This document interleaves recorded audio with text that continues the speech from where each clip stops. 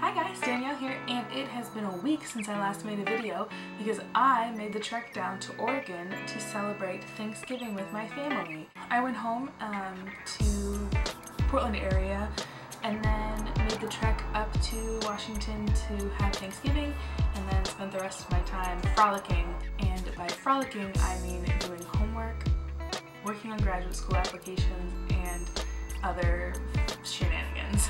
One thing that I did that was relatively fun when I was in Oregon was I went to see Twilight Breaking Dawn Part 2. The first thing that you should know about it is that on the scale of movies, it's relatively poor. Like, it's not a very good movie if you want to look at all movies ever made, ever. But as far as Twilight as a series, it's the best one of all of them, which I don't know if that's saying very much just because the acting is still not very good.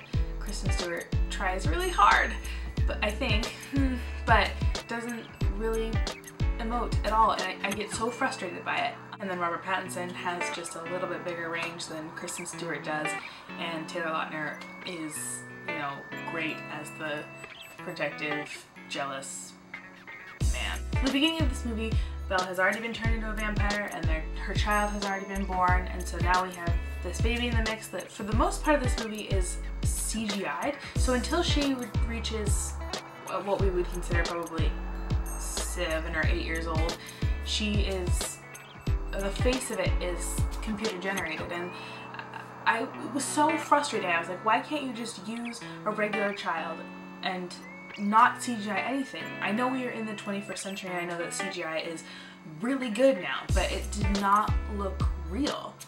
It looked computer generated. And now the Volturi is involved again because they believe that, I was gonna say Robert, that Edward and Bella had created an immortal child, which is illegal in sort of vampire law because of the destruction that a child can bring to civilizations. It's sort of on a bloodthirsty rampage, and then all of a sudden everyone has died.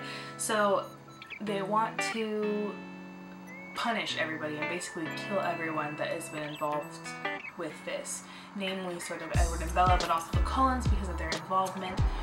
And so now the Cullens have decided to go to the far corners of the world and try to find relatives and other vampires that they can tell the truth to. And then it ends with a big battle sequence, but it's not actually a battle sequence because it's Alice telling Aro, the head of the Volturi, what the future will be like should they choose to fight.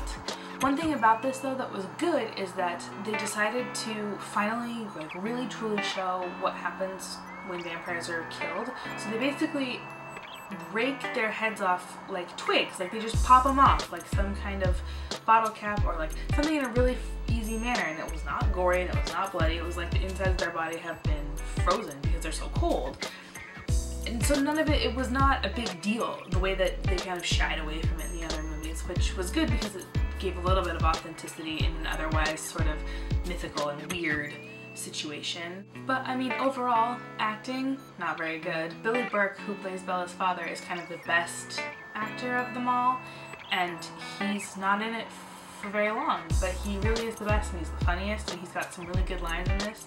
And then the other one is, I'm not sure who this actor is, but he plays Garrett, and Garrett is sort of this like ladies' man, fought in wars with Carlisle back in sort of the 1800s and understands tactical maneuvers and all these kind of things, and he's just kind of a cool figure, like shaggy hair, kind of 5 o'clock shadow, a little bit of a badass, doesn't really give a shit, like, and I really enjoyed watching him. Every time he was on camera I wanted to look at him no matter how many people were in the scene. And then certain things like CGI, I just didn't think that that was necessary except for when the wolves come out. Like, the wolves were really well done and they look like wolves and everything else, but certain things were just like, that's not at all what that would look like, and I don't know what you were thinking. The other thing that struck me as odd was the opening and closing credits were different than any other Twilight movie that has been made. They were in black and white and red, and they were very artistically done, and I think it's because they were trying to make a big statement that this is the last movie.